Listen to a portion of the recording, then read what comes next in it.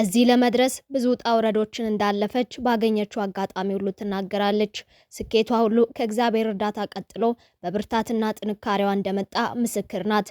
ድምፃዊ ቬሮኒካ አዳነ በትናንትናው ዕለት የ2025 የዚኮሞ አፍሪካ አዋርድ አሸናፊ መሆኗም ተሰምቷል። የተገፋችባቸው ቀናቶች ኃይል ሆነዋት ብቻዋን በር ዘግታ ያለቀሰችባቸው ዕለቶች የሳቋን መንገድ ጠርገውላት ዛሬ ላይ ተገኝታለች። የልፋቷ ጉዞ በድል ተጠናቆ ራሷንና ሀገሯን ከፍ አድርጋ ታይታለች። በመድረኩ ደምቃ የታየችው ቬሮኒካ እጩ የሆነችባቸውን ዘርፎች ሽልማት ጠራርጋ ወስዳለች። የሀገሯን ስምና ባንዲራ ከፍ አድርጋ ያሳየችው ቬሮኒካ ሀገሬን እንዳስጠራ ላበቃኝ አምላክ እግዚአብሔር ይመስገን ስትል በማህበራዊ ሚዲያ ላይ የተሰማትን ደስታ ማጋርታለች። የከቨር ስራዎችን ይዛ ወደ ህዝብ አይንና ጆሮ ብቅ ያለችው ቬሮኒካ አዳነ እጅግ ተወዳጅ የሆኑ ነጠላ ዜማዎችን በመስራት በራሷ ቀለም ተቀባይነትና አድናቆትን አትርፋለች። ከዛም መጠሪያ የተሰኘ ተወዳጅ አልበም ሰርታ ለአድማጭ አድርሳለች። አልበሙ ከፍተኛ ተቀባይነትን ያገኘ ሲሆን አሁን ደግሞ ለሽልማት አብቅቷታል። ድምፃዊት ቬሮኒካ አዳነ በዓለም አቀፍ የዚኮሞ አፍሪካ አዋርድ የሁለት ዘርፎች አሸናፊ በመሆንም አዲስ ታሪክ ጽፋለች። ኢትዮጵያዊቷ ድምፃዊት ቬሮኒካ አዳነ በታንዛኒያ በተካሄደው የ2025 የዚኮሞ አፍሪካ አዋርድ በአራት ዘርፎች በእጩነት ቀርባ ሁለቱን ታላላቅ ዋንጫዎች በማሸነፍ የኢትዮጵያን ስም በዓለም አቀፍ መድረክ ከፍ አድርጋለች። እጩ ከሆነችባቸው ዘርፎች መካከልም የዓመቱ ምርጥ ሴት ድምፃዊትና ምርጥ የስራ አፈጻጸም ያሳየች ድምፃዊት የሚሉ ሁለት ዘርፎችን በማሸነፍ ዋንጫዋን ተቀብላለች። ቬሮኒካ አዳነ እነዚህን ታላላቅ ሽልማቶች በአንድ ምሽት በመውሰድም ለሀገሯ የጥበብ ዘርፍ አዲስ ክብር አምጥታለች። ይህንን ታላቅ ድል ተከትሎም በርካታ የጥበብ አፍቃሪዎችና የዘርፉ ባለሙያዎች የሚመለከተው የመንግስት አካል ለድምፃዊቷ ተገቢውን እውቅና እንዲሰጣት ጥሪ እያቀረቡም ይገኛል። ድምፃዊቷ በይፋዊ አቀባበል ወይንም ጽፈት ቤት ተጠርታ በኢትዮጵያ ስም ምስጋናና ክብር ሊሰጣት እንደሚገባም ተጠቁሟል። ይህ አይነቱ እውቅና ለቬሮኒካ ብርታት ከመሆኑም ባለፈ ለሚቀጥለው ተተኪ ትውልድ ትልቅ መነሳሳትና ለሙያው ክብርን እንደሚፈጥር በሰፊው እየተገለጸም ይገኛል። በርካቶችም የእንኳን ደሳለሽ መልእክታቸውን እየገለጹላት ነው።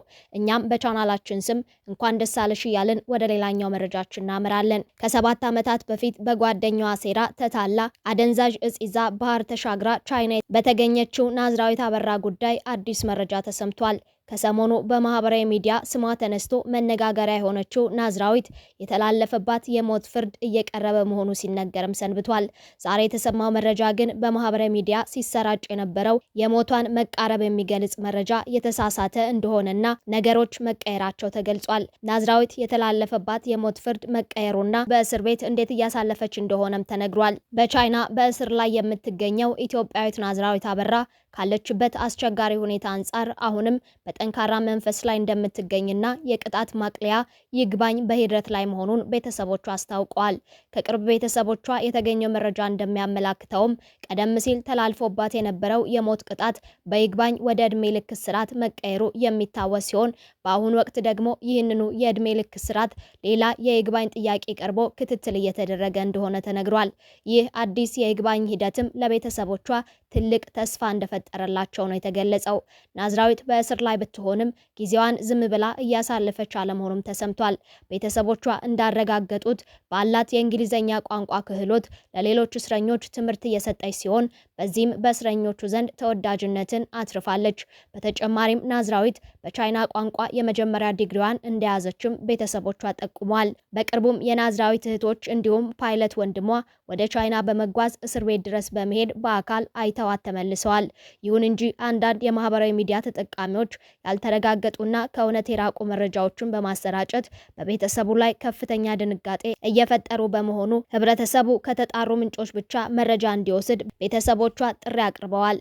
ከናዝራዊት አሁናዊ ሁኔታ በተጨማሪም የብዙዎች ጥያቄ እዚህ ሁሉ ችግር ውስጥ ያስገባቻት ጓደኛዋ ምን ሁኔታ ላይ ናት የሚለው የብዙዎች ጥያቄ ሆኗል። የቅጣት ውሳኔም በቻይና ሀገር ታስራ የምትገኘው ወጣት ናዝራዊት አበራ በወቅቱ አደንዛዥ እጽ የያዘ ሻምፖ እንድትይዝ በማድረግ ወንጀል የተከሰሰችው የቅርብ ጓደኛዋ ስምረት ካሳይ ላይ ከዛሬ 4 ዓመት በፊት የፌዴራል ከፍተኛ ፍርድ ቤት የጥፋተኝነት ውሳኔ ማስተላለፉ ይታወሳል። ተከሳሽ ስምረት ካሳይም ለናዝራዊት አበራ ወደ ቻይና አድርሽልኝ በማለት 5 የሻምፖ እቃዎችን የሰጠቻት ሲሆን ናዝራዊት ቻይና ስትደርስ ሻምፖዎች ውስጥ አደንዛዥ እጽ እንደተገኘባቸው የፍርድ ሂደቱ ዝርዝር አስታውቋል። ፍርድ ቤቱም ስምረት ካሳይ በሌለችበት በ15 ዓመት ጽኑ እስራትና በ100 ሺህ ብር የገንዘብ መቀጮ እንድትቀጣም ተወስኗል። ምንም እንኳን ይህ ውሳኔ ከተላለፈ 4 ዓመታት ቢቆጠሩም ግለሰቧ በቁጥጥር ስር ስለመዋሏ እስካሁን የተረጋገጠ መረጃ የለም።